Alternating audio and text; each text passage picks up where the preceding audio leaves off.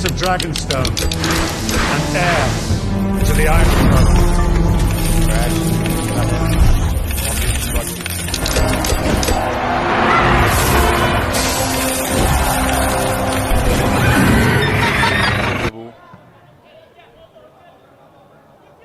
Oldingi uzatma. Hasanov bosim uyushtirib ko'radi, lekin Qudratov chiqib kelib to'pni egallagandan so'ng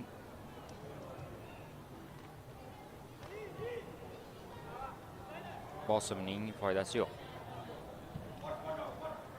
Ro'ziboy Fayzullayev. Ro'ziboy Fayzullayev. Rahimov. Chapga.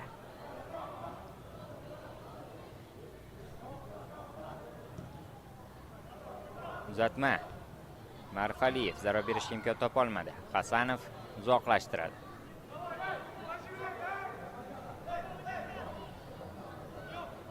Marfaliyev. Mirbek Rejabaliyev. Javohir Bahodirov. Fayzullayev yana Bahodirovga. Mirbek bosim uyushtiryapti. Egallab oldi Muhammad Ali Abdurahmonov. Ajoyib pas. O'ng qanotdan hujum rivojlanmoqda. Keyingi uzatmachi Bahodirov uchun qiyinchilik tug'dirmadi bu pasni. Qaytarish, blok qo'yish, uzoqlashtirish, aniq uzatma bilan davom etishga erishdi.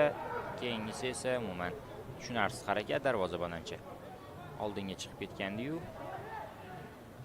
zarbani o'xshata olishmadi, agar buni zarba deyish mumkin bo'lsa. Iskandar Shayxulov. 40-daqiqa hisobga oladigan bo'lsak, to'xtalish deyarli bo'lgani yo'q. O'sha cooling break uchun 1 daqiqa qo'shib berishi mumkin. Uchrashuv bosh hakami Umidjon Rahimjonov oldinga chorlayapti futbolchilarni. Muhammad Ali Abdurahmonov markazgacha yetib kelgan, lekin uni hujum markaziga borishga chorladi jamoa sardori. Chap qanot Javohir Hasanov sheriga aniq uzatma bilan davom etdi. Toshqo'ziyev markaz, Yuriy Klachkov. Klachkov o'zi kirib bormoqchi, Klachkov uzoqlashtirib yubordi, lekin qoldi to'p unda. Klachkov ortga, Qo'ziyev o'ng qanotni tanladi. Hujum qanday rivojlanadi? Ichkariga uzatma bo'lishi mumkin. Shoshilmadi, orqaroqqa yana Qo'ziyev tanlanyapti.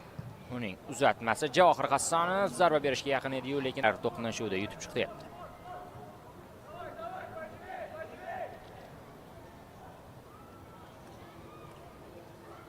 Javohir Hasanov hamda Javohir Bahodirov to'qnashuvini guvohiga aylandik.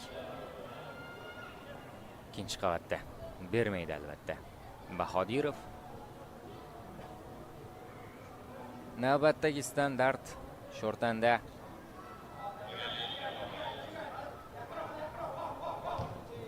Uzatma.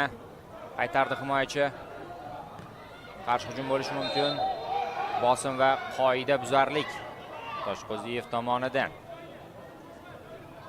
Bagiz Konishbayevga qarshi.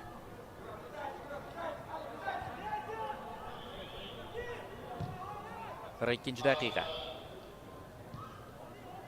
Kuzatamiz. Birinchi taymning so'nggi daqiqalarida qaysi jamoa faolroq bo'lar ekan. Kimdir agar gol kiritib qo'yadigan bo'lsa ham ikkinchi taymga ancha ko'tarinki kayfiyat bilan, ancha bosiqlik bilan tushib keladi. Oldingi uzatma, chap qanot. Bagiz Konishbayevgacha o'tmadi to'p. Markaz ប្រើ 5G ជាមួយគម្រោង 5G data មកគម្រោង 5G data ប្រើបានទាំង 5G និង 4G ប្រើបានតាមចិត្តភ្ជាប់ឥឡូវនេះក្នុង App Smart ណា ទូរស័ព្ទនឹងបានមានសេវា 5G តាមរយៈ QR code ខាងក្រោម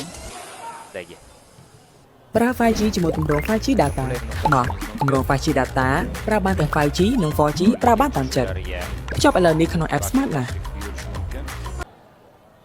tashrif buyurish mutlaqo bepul. Keyin yoshlar boshqacha yo'lini o'ylab topishibdi. O'zlari uchun qulay rakursni tashkil etishgan. O'ng qanot. Ichkariga pas, Klachkov chiroyli o'tkazib yubordi. Javohir Hasanovning zarbasini kim qaytardi oyog'i bilan? Ajoyib seyf, mukammal seyf. Ro'ziboy Fayzullayev. E'tibor bering. Mana uzatma. Klachkov chiroyli o'tkazib yubordi. Hasanovning zarbasini oyoqlarini tashlagan holda seyv amalga oshirib qaytarib qolyapti.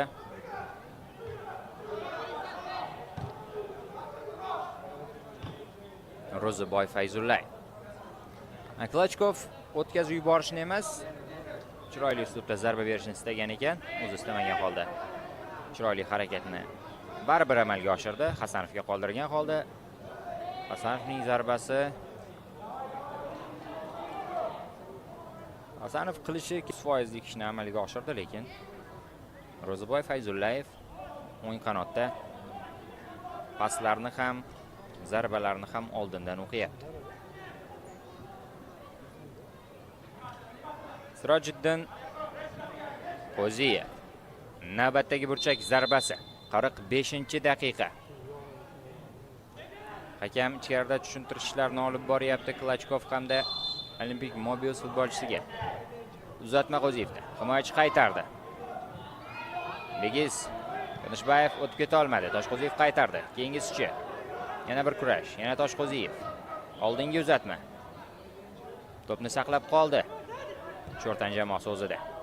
Javohir Hasanov chiroyli uzatma. O'tkazib yuborish. Klachkov aldadi. Klachkovning zarbasi qaytarilmoqda.